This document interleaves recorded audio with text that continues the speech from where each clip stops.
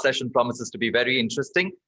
Here we discuss India Love Project, co-founded by journalist couple Priya Ramani and Samar Halankar and their friend Nilofer Venkatraman. India Love Project advocates for love and marriage outside the shackles of faith, caste, ethnicity, and gender.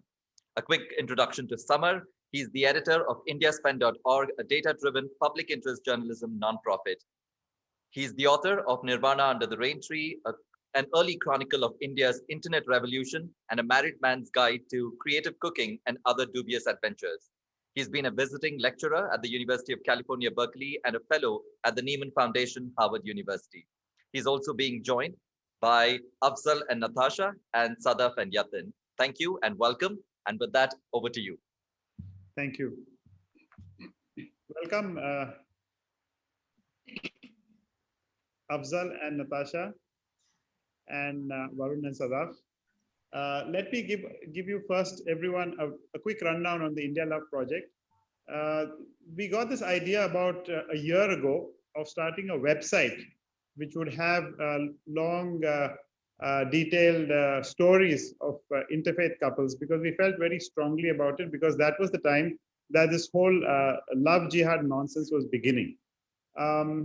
It took a lot of, obviously it was to take a lot of time, effort and money, and we had day jobs, and the idea kind of slid from there.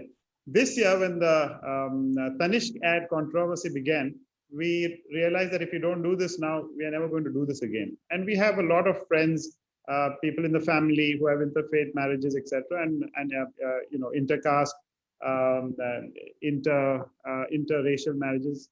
And we thought this is the time to start it. And of course, this time there was Instagram. So Instagram allowed us to launch it almost immediately. We had exactly 2 stories when we began. One was of Nilofer, who's our co-founder. And the second story was indeed of Afzal and Natasha. And we launched with these 2 stories.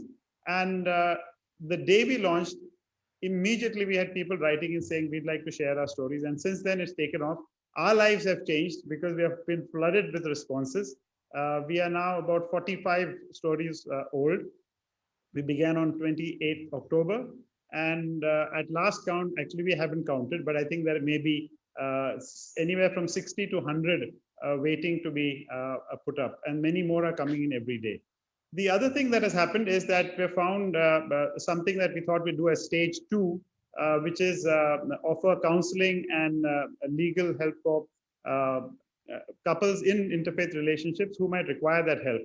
But those calls have come in immediately. So we have had a lot of people volunteer, about 15, 16 lawyers, some other mental health counselors. So we've already started connecting people to each other. So that's the lay of the land. So today we are going to talk about love, obviously.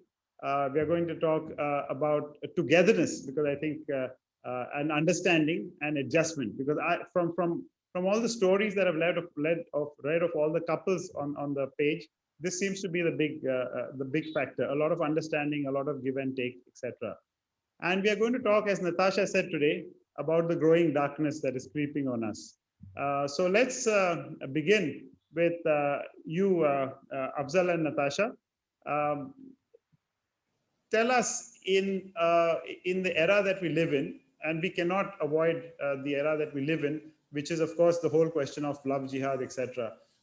From the time that you began your relationship to the time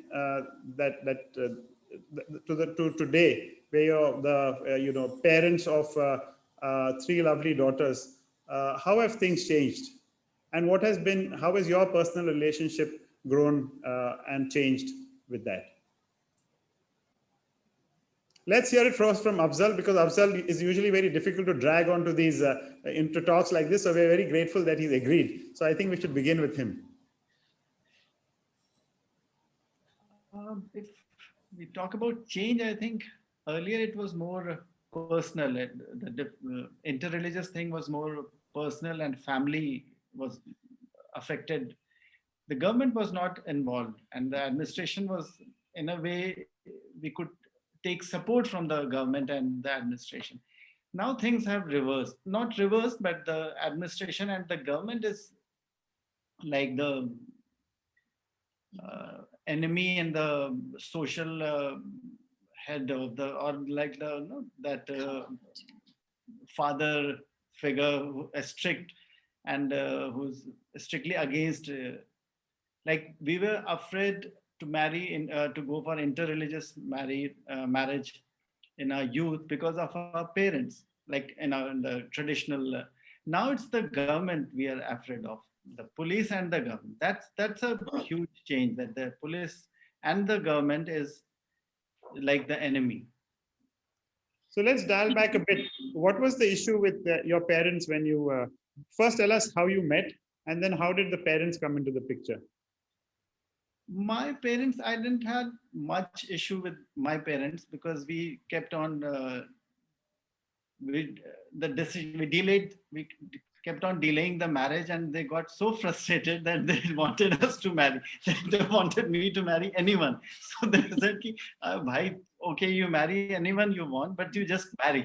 So the delay helped me a lot.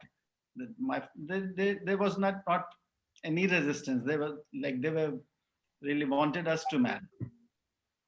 Natasha, did you have opposition? Yeah, so my parents never really brought this up with me, but my brothers shared with me that my elder brother shared with me that that my father had told him when he was going abroad that you might fall in love, you might choose whom to marry, just make sure it's not a Muslim, and a couple of other categories. So I was a little shocked that Papa would actually articulate something like this, because on the surface we are fairly liberal, but I guess he felt he could have that chat with his son. So at the back of my mind, I knew this, and when Afzal and I started seeing each other, I shared with him that I'm sure whether I'm doing this because this is the one thing my father doesn't want me to do. And it became like a standing joke between us that, you chose me because you... to be honest, we made me surprised, blessed. We uncomfortable, but more traditional among the parents, which is his parents, they seemed to have a script in place. They knew exactly what to do to make me comfortable, to make him comfortable, to help us work our own marriage. Without their support, we wouldn't have been able to do it. Our parents, they're so comfortable or are so comfortable with each other that it makes me uncomfortable. They get along with each other so well. It makes me very uncomfortable. And in fact, when we read the stories on the India Love Project, it seems to be a theme, this falling in love of the families after the couple has brought them together. In fact, one of the photos in Sadaf and Yatin's 3 photos is their mother sitting together on Diwali. And it's just so lovely to see that. So that photograph, since you mentioned that photograph, let me ask you, Sadaf and Yatin, because that is a photograph that has got a lot of attention, even more than both of you all. Attention, my attention, my whole family's attention, our parents, and a whole lot of people have been commenting on that photograph of your 2 mothers holding hands, etc. Obviously, from what we read about your story, there was a long journey before it reached there. So can you share with us how this began? You said this happened at work, and then just share a bit about how this progressed. Yeah, so we met at work in 2015. And we dated. It was a very frivolous dating. I'm not ashamed of it. It meant nothing. It was not a serious relationship. We were working 15, 16 hours a day. So obviously, you end up doing things. Don't nudge me under the table. So he's giving me the knee. TMI, too much information. I'm sorry. All right, go ahead. No. So we started dating in 2015, and it went on for about a year and a half or so. So we thought that, let's see where it's headed. Do we want to take it a notch up, or do we want to like maybe just part ways? Are we bored of each other? What do we want to do about it? So we thought that no, it's going quite well, and why not, like just pull like get the courage to go home and talk about it. We both were in Delhi. We were working in Delhi. My family is in Lucknow, so I went down specially to talk about it because I did not want to break the news over phone. I went home. I spoke to my mother. My mother agreed. Initially, like she's okay. There was not much resistance from her because she herself said that it's important to find love first. It's a companionship that you should be looking for. It's a partnership. You don't have to necessarily find it in a person of the same religion or caste or community. It could be anyone. So it was very easy with my mother. But when it came to my father, he had this strict policy, like how Natasha's father slipped it in that anyone but not a Muslim. Similarly, at my place, it was anyone, any Muslim, but no one else. It could be a Shia Muslim, it could be a Sunni Muslim, any caste or any caste within the Muslim, it did not matter, but it has to be a Muslim. And that is non-negotiable. And I had to sit him down. I told him, like, this is this guy. I showed his photograph. I told him he's in my office and I like him. What do you think about it? And my father, he's a very soft-spoken man, and there was no violence. He did not hit me or lock me up at home or something like that. And but he said that no, this is one thing that I cannot agree to. But again, you are an individual, and you're working in a different city, and I was scared that something like this would happen. So you are an adult, take your decisions. But I am also an adult, so let me take my own decisions, and let's part ways. Let's part ways. Did he say Yeah. let's part ways? Yes. So that this meeting happened sometime, I think, in early 2017, mid 2017. So from then we started. I came back to Delhi. He even asked me to, quit my job or come back to Lucknow. Maybe the शहर की हवा लग गई है. That was said. So What did you say to him? Sorry to interrupt. What did you say to him when he said let's part ways? I said, no, what is this nonsense? I brushed it off. It was the first conversation, and I knew he had, he'd been hit by a very strong news suddenly. I had to give him time to adjust to it. So it took him a while, and but I continued talking to him on the phone, trying to convince him. I also tried writing emails. So my father is a man of very few words. As is, he does not talk too much. So to get emotions out of him is very, very difficult. But I tried my best. And for a year we tried. I also tried getting Yatin home, as a surprise, because twice it happened that I got him home and I told my mom that we are coming home. And my dad got to know. So he ran away. He said, I'm not going to face them. I don't want to meet this boy. He might be a very nice boy, but I don't want to come face to face and I don't want to see his face. I'm going to run away. So what we started doing then is we started taking surprise trips back home. We would just land. Hello, we're here. You have to face us, sit. And we would just catch him, try to make him understand a point. But by the end of December of 2017, he said, no, I am sorry. And he kept reiterating the same thing. He said, you have my blessings. You do what you want to do, but please don't force me to, participate in something I don't believe in. You do your thing. I will do my thing. So at that stage, by this time, yes. So Yatin will tell his side if he wants. He was, Yeah. hi. So I remember very vividly that, he had we had a very cordial, very good conversation about this when I met him. Yeah. So, we discussed about a lot of things. He asked me very tough questions, and of course, they all were relevant, considering the society we live in, considering the cultural differences. He asked me a lot of questions. What kind of questions? Sorry? What kind of questions? How will, you've always been in your house, Sadaf has been away for a very long time. She's she had, so I stay with the family. My college has been in Delhi. My schooling has been in Delhi. So everyone has been here. Sadaf on the other side has been away.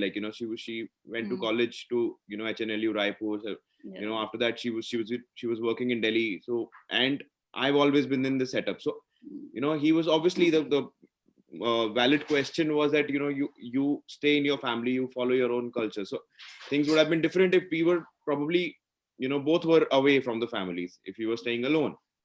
So that was one factor, that you were going to be with the families, other was going to come in.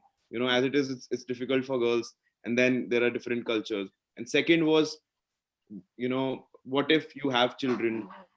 How are you going to raise them? Then Sadaf had also, like, once she had written about this, that said about this, that what if we have children and they die before us? What will happen? Are you going to bury them or cremate them? So Yeah, he asked these questions, and so these were, I mean, I could not answer the questions. I mean, I just told him that, see, these are some, obviously this can happen to anyone, and probably we really do not think, we're not thinking that far. But what we think is that, we are very confident of each other, and we love each other, and we are going to work things around. We are confident of each other. So, but then eventually he said that, okay, that, I mean, you are adults, and you have your own, you have your right, you have all the right to go ahead with this, and you have my blessings. Please go ahead, but please don't force me also to be to take part in it. And because something that I don't believe in, I cannot take part in that. You have my blessings, you please go ahead and live your life. And that's how we so had that this is one. my father's part of it. Yeah. By all this while, the mothers had come close. They started talking to each other, because my mother was the only one from my side who was supporting me. None of the other relatives came in support. And from Yatin's side, his family was fairly all right, because the girl was coming into the family, and it's not like they were losing their son to another culture, so that threat was not there.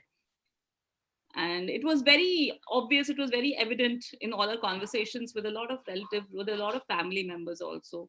They were quite comfortable with getting someone home. So that was, but the mothers had come close by then, and I think they started bonding well by the time it was December of 2017. And they said that, okay, let's go ahead. Who knows, maybe he'll come around by the time he actually sees that maybe you're getting married. So he'll come around, but that did not happen. And we ended up marrying in court without my father. Yeah. In 2018. So that photograph of the mothers came after that. Yes. Yeah. It was after our wedding. Yeah. You don't have children as yet. 2019, last year. The photograph is from last year. Yeah. Okay. So you don't have children as yet. No. Not yet. Not yet. Yeah. But I have an answer to that question, which my father asked me then. And that is that someone who is born in this time and age, they have a mind of their own. And expecting me to take decisions on behalf of my children is just the way probably he thought he has to operate for his kids. So I'm sorry, but kids who are like 4, 5 years old, 6 years old today, they are exposed to so much knowledge and so much information through thousands of media that you really cannot dictate your terms on them. And they have to have their own choices. They'll make their own choices, I think. And we really will not have a say in those things. They're free to design their life the way they want. We'll not be surprised if our children adopt Buddhism, Yeah, why not? Go ahead, do what you want. So it's not just Hindu, Muslim now. So, right. Or they become atheist or whatever. I mean, they have completely their choice if that happens. So yeah. And you wouldn't have a problem with that. No. Why would we? Why? It'd be hypocritical of us too. Natasha and Afzal, you have 3 daughters, and from all that we have read of Natasha's writing, these issues have already come up, the Hindu-Muslim issue. So can you tell us a bit about the kind of things they encounter, and what have you told your daughters about religion, which is of course the elephant in the room, about religion and their lives as they grow older? For the longest time, we did not talk about religion with our children, and we only began to address questions when they brought those questions home on their own. And because of the times we live in, the question they brought home first was not about, are we Hindus or Muslims or how does this work, but am I a Pakistani? because it's an issue that's become so much more political and so much more hateful because of the kind of, like Sadaf said, media children are exposed to. Their classmates as young as when they were 6 or 7 years old were watching on television that Muslims are Pakistanis and should leave this country. So the next day they come and they say, "Oh, Seher, you're a Muslim. Your father's a Muslim, so are you a Pakistani?" And she's like, "No, my cousin's a Pakistani." She doesn't know that to be called a Pakistani is a slur. Yeah. And that's how the conversations began to come home. And again, like Sadaf says, children are the smartest human beings. We know that as parents, and from our own memories of being children and teenagers. They're extremely scientific. They have a sorted out sense of morality. So they will tell us what is right and wrong in most instances. But what was your reaction when those kind of reactions came home, Afzal and Napasha? What was your reaction? I have been through it in my life. Like these kind of questions was asked of me also. So I was not very much surprised. It was okay. You'll find a way, because I have been through all kinds of school, and in schools I have faced all these all kinds of questions. So I was not very surprised. What bothers me now is this the particular agenda of this present regime, that they are to divert the attention from the core issues. They have made this Hindu-Muslim thing the core, the narrative of the political narrative, and to distract people from the unemployment and the core issues of governance. They're making us pay for to distract the people, the narrative, the political narrative. They can do anything there, and they are doing anything. So this is what is bothering me. But these questions the children asked, because I had faced these questions, they didn't bother me much. So what was your response to them? I don't think I responded. I was just quiet. And I'm the talker. So what did you tell them at first? For me, the fact that that we had been able to protect our children from the hatefulness of mainstream media's narrative that was villainizing Pakistanis was in itself, the fact that my child could come home without feeling that she had been insulted. For me, that was a parenting win. And I had, and also because, like Afzal says, he's faced enough of it socially, and he'd always shared these stories with with a comic twist. There were always funny stories about how one person asked him this question and then 3 people came and defended him, or how he spoke. So there was always something that would balance it out. So we have these negative stereotypes in our society, but we also have the other narrative that that we get along great, and we have a syncretic culture, a shared culture between us, and a shared heritage. So socially, like he said, it didn't get to him. So the children actually began to talk politics, largely really when the government chose to make this the main narrative, and then it became something that our elders around us began to endorse, when the school principal began to endorse it. So then they began to feel that that we are being that we are that narrative is closing in, and now we need to find our own voice, and we need to find our own agency to push it back, and to create a counter narrative, as India Love Project is doing. I was reluctant to write about it publicly because for me, it was not an issue. The first time I wrote about love jihad, I was laughing. I was laughing in my column at it. I'm just a love jihadi. I called myself, don't take me seriously. Because I'm distracted by matters of love. Don't.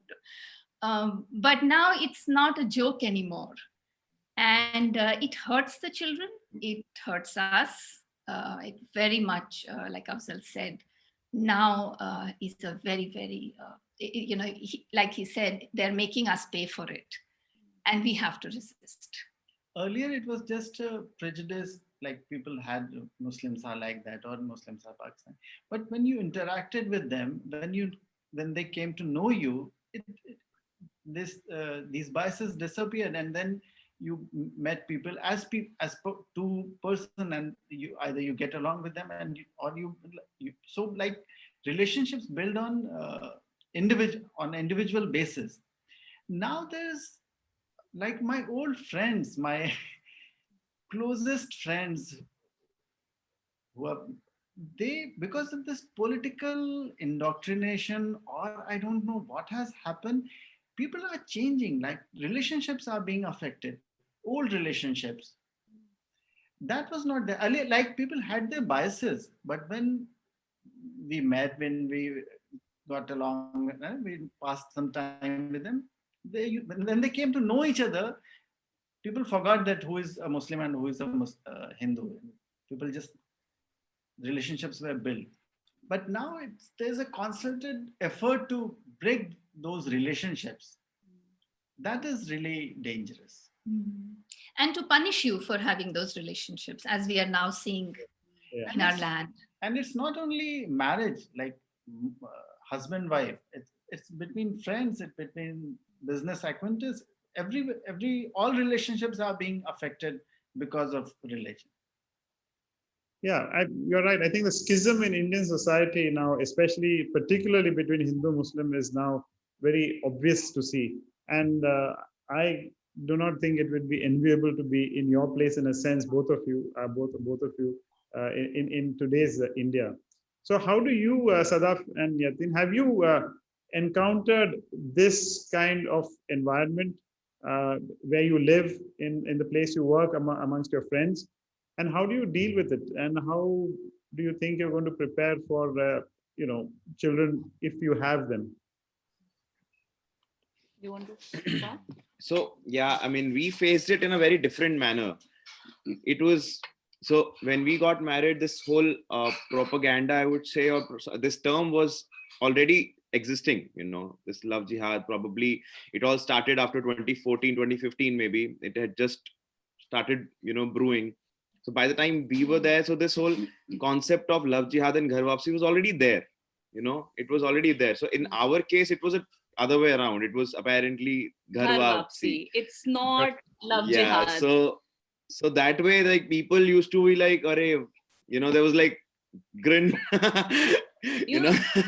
yeah, something that, I mean, we didn't even realize it. Like, it was subtly put to us. I mean, yeah, one incident. Yeah, Sadaf will narrate it better. Which one we want to know? The too many. That one that you would not. Oh yeah. Okay. Yes, I remember that one. So I got married, and despite that, I was keeping fasts during Ramzan, and we went to a friend's place. So someone at that house, they offered food or drinks, whatever. So I said, no, I can't eat right now. I'm fasting. So what is the need right now anymore? You're no longer a Muslim. Now you're a Hindu. Aapki ghar wapsi ho gayi hai. Despite them attending our court wedding. Yes. So they did not understand the concept of a special marriage. I was like, if she got married to me, that means she left her own identity and culture, and she's. And now I'm a Hindu, and I need to let go of everything that I was earlier associated with. They did not understand what the concept of a special marriage was. And for them, the thing you said was that you said the person said that I'm sorry, what did she say? She said, "Aapki to ghar wapsi ho gayi hai." Ghar wapsi ho gayi, correct? Yes. So, in that kind of situation, let me immediately raise the whole issue around this love jihad, and we see it on some of the comments. And I have to tell you, everyone, this that in the thousands of comments that have poured in, there have been some trolls, but the amazing thing is that they're less than 10. And I suppose that may have something to do with the fact that it's on Instagram. If you want Twitter, I think that might be much worse.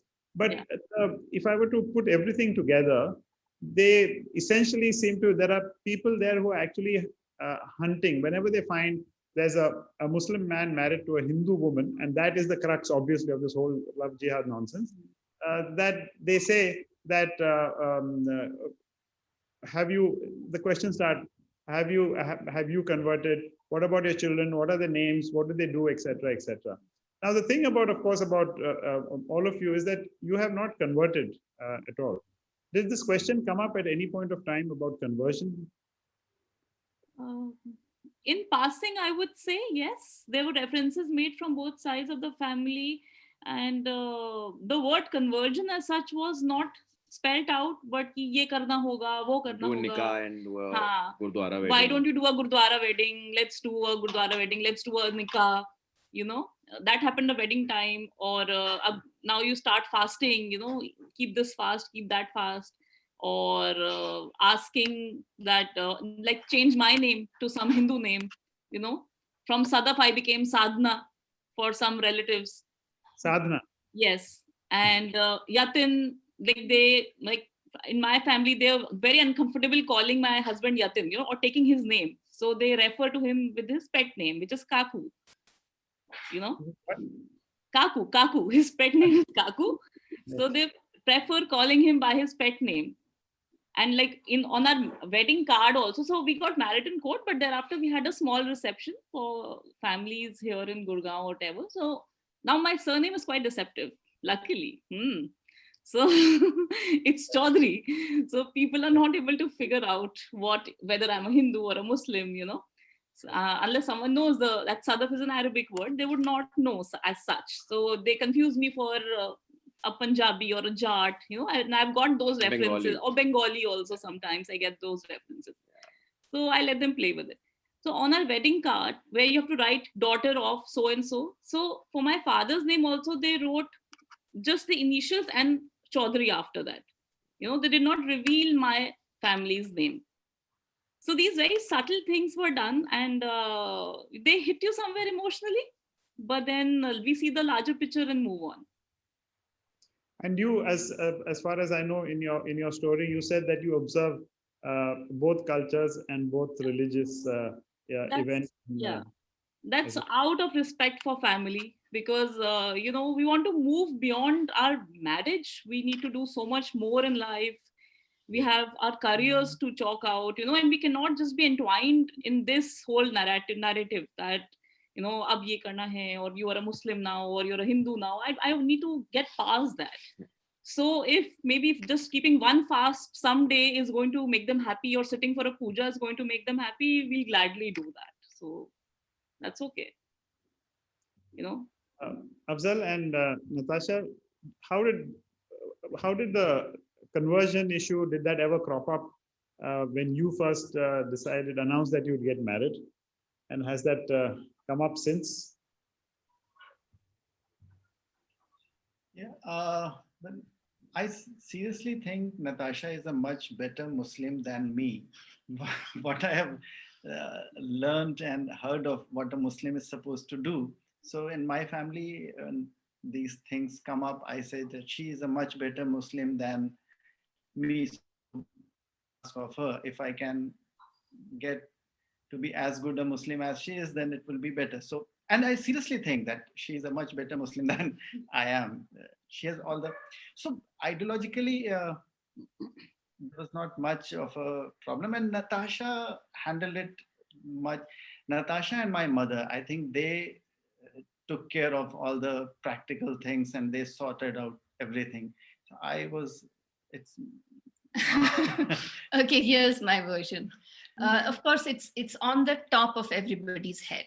No, it's absolutely, they want to see a nikah, they want to see that havan, they want to see who compromised first. Right. Did the Absolutely. person bend to Yes, fit in?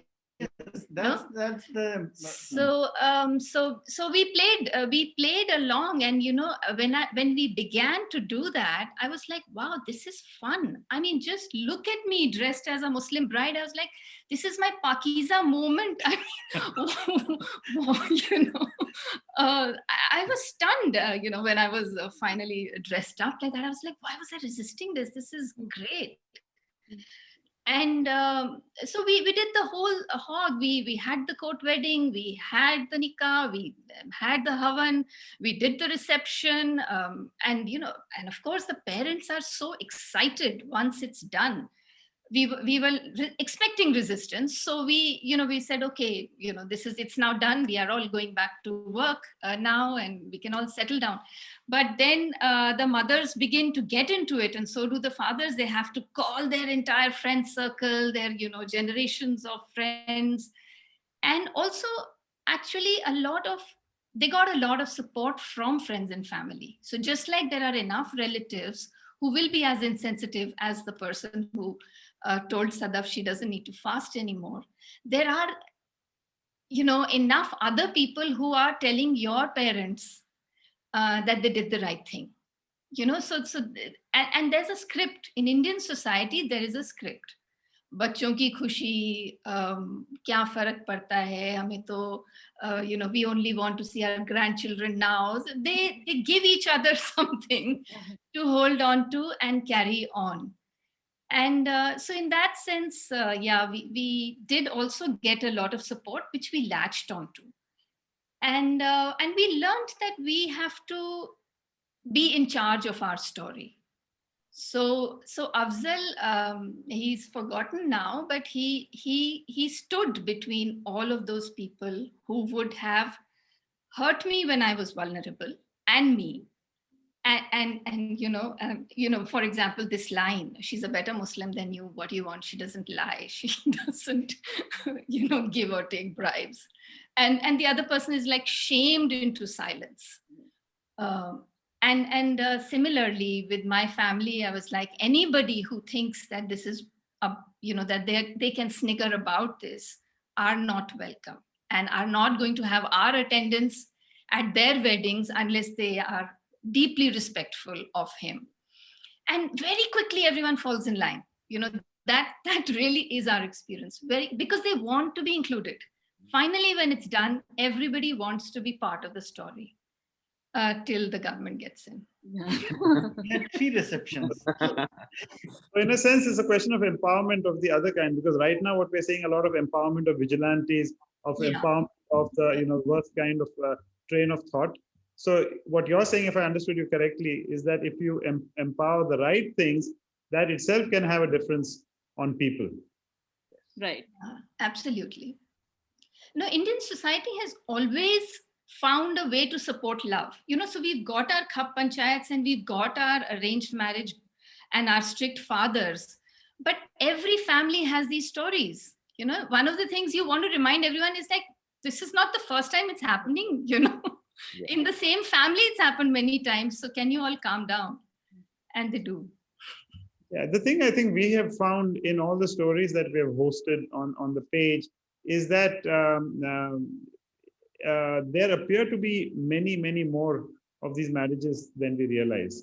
And of course, I can offer what is very well-known data by now, that in 9 out of 10 Indian marriages are within caste, not even outside faith.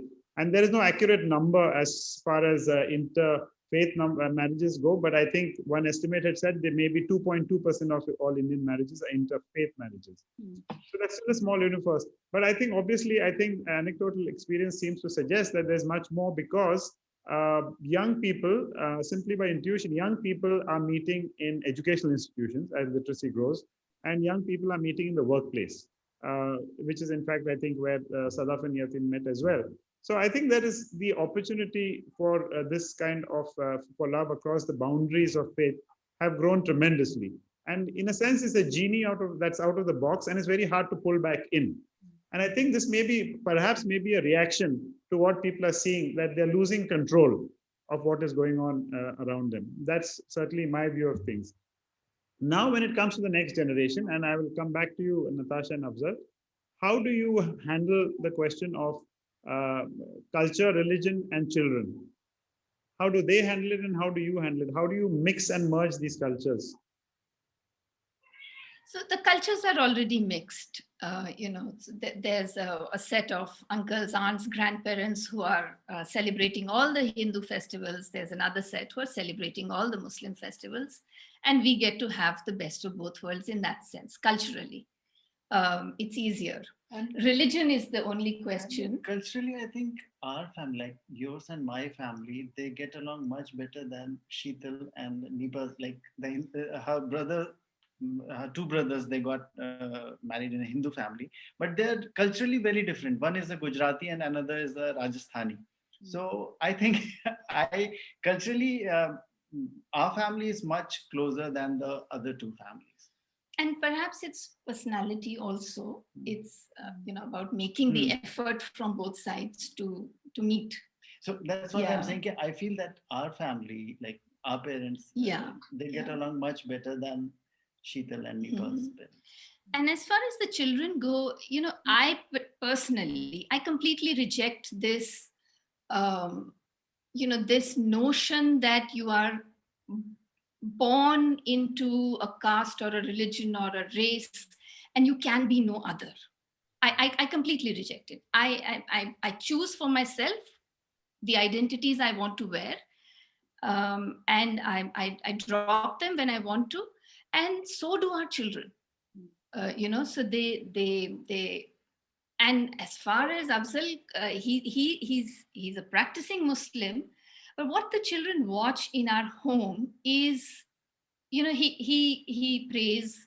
He has a corner for namaz. He goes to the mosque. He keeps his fasts. They have grown up watching him, and then one fine day, one child comes to me and says, "I want to learn to pray like Papa." And I hand her over to him. You gotta learn to teach your child a way to pray. And another child comes and says, "This year I'm going to fast." And she did. She gave him company. And a third child has not yet. She's likely to be. She's the scientific. She's likely to not go into any kind of ritual, but she embraces the identities. She has no trouble with being Hindu and Muslim, and her name is Aliza, and I quote her a lot in. Yes. So when they are so comfortable with the diversity they are born in, and each one of those diverse elements have given them so much love and acceptance, why should they ever have to choose? So people telling you can't be both, no, we say no, you don't know, you can be both, just watch. Wonderful to hear that. Sadaf and Yatin, how do you handle the cross-cultural and especially inter-religious issues that I'm sure crop up now and then? So one decision that we took was that we will stay with family. That is, I will stay with Yatin's in-laws and we'll not take up a place separately. And that was a very conscious decision because I wanted them to see me beyond being just a Muslim, beyond the label of being someone from a different faith, and see me for the person that I am, understand my lifestyle, and I should also understand how they are and what their beliefs are and where do they stem from. And that has actually been very, very helpful in coming midway, So suppose I have to fast during Ramzan. We are now at a stage where my mother-in-law gets up with me around, say, 4 o'clock in the morning and she asks me, "Kuch chahiye? You want me to make something for you?" Whereas in the first year, like no one really cared.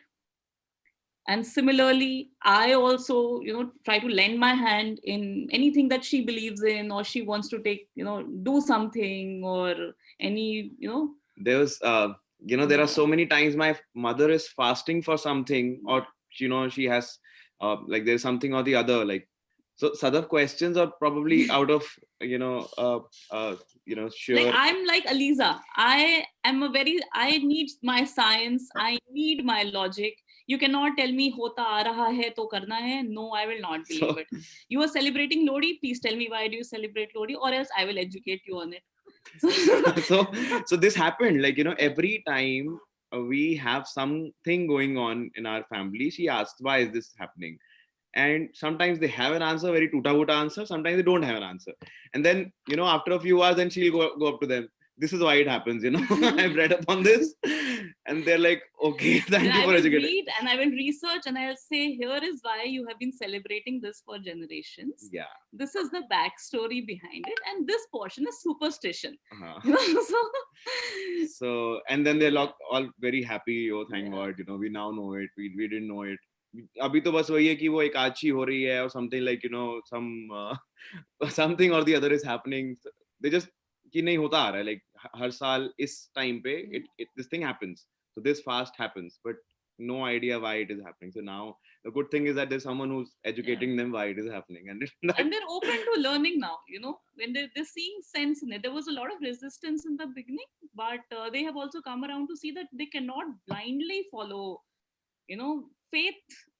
I don't know, is faith blind? I don't know.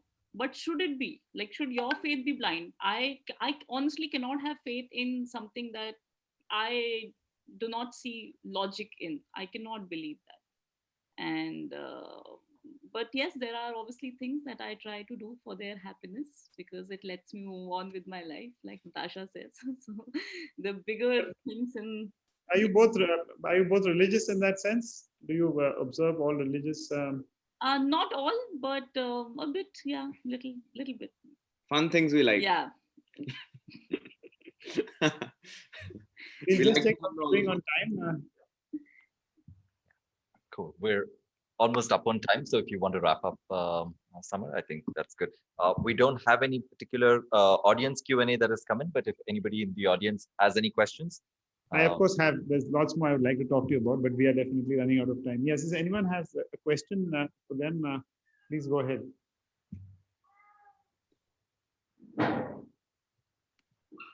But in the meantime, if you want to continue and wrap up, Summer. Yeah. Okay, great. Well, I think the thing that struck me today was that the more you live with someone, the more you begin to learn. From what I understood from what the four of you were saying, with your parents, with yourselves, with your children, that the more you live with someone, the more you learn about them, and the more you're then willing to adjust. And that, I think, appears to be the big lesson for today. And that certainly is our goal as well, that by providing a platform and by sharing all these wonderful stories, it will somehow move the needle a bit, in a place like India. And certainly below many of these stories, you see a lot of young people saying, we are in an interfaith relationship, and we are at the stage perhaps commenting on some of the stories that they've read. We are at the stage perhaps where you guys were initially, where we're trying to convince parents. And that is something that we see all the time. And there are some who perhaps need a helping hand because their parents will not be convinced so easily, as of course all of you all know. But I think the overall message is that, glib as it might sound, I think love can conquer as long as families and the Indian government stay out of the way. Families can come in.